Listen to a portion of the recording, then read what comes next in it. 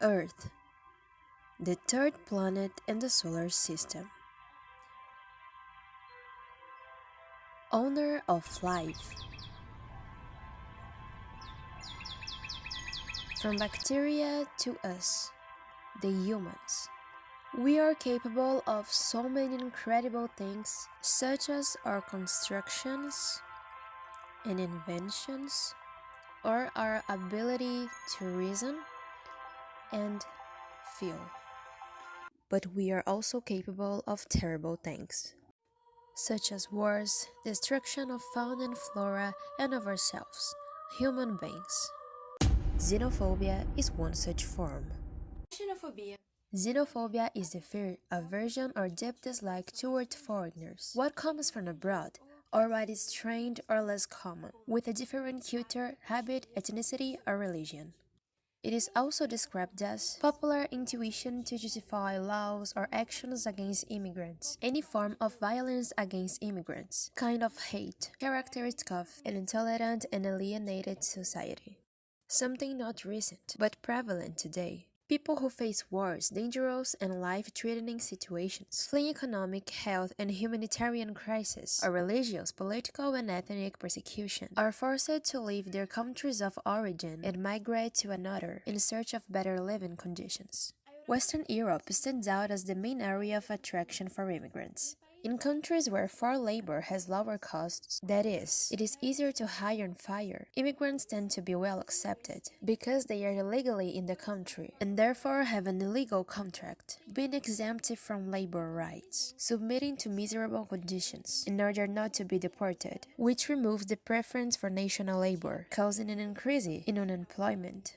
And it is one of the reasons that leads to a construction of hatred and deep dislike for the foreigner, who is blamed for the country's problems and received with violence by the national population. As mentioned earlier, xenophobia is not new, and another reason that triggers it comes from a structural issue. In ancient Greece, foreigners were prohibited from having political rights because they were not considered citizens, since as well as women, merchants, artisans, and slaves, they were not part of the small and select group of citizens.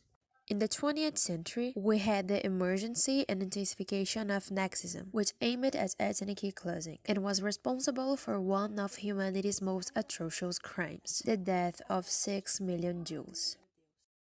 In South America, with the consolidation of Brazil as a destination country for refugees, cases of xenophobia have increased. About this, sociology professor João Gabriel explains that Brazilians don't get used to immigrants, but they're immigrants in other countries, concept that can be applied to all countries in the world.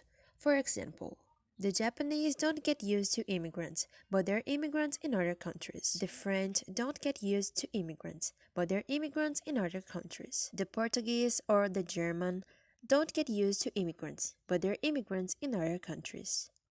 For the prevention of xenophobia, we have the Universal Declaration of Human Rights, which says that no individual should be classified according to their ethnic, culture, racial, religious, ancestry, origin, etc.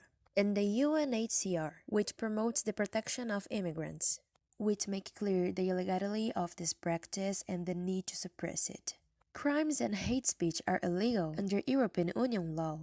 And in Brazil, according to law number 9459, xenophobia is a crime.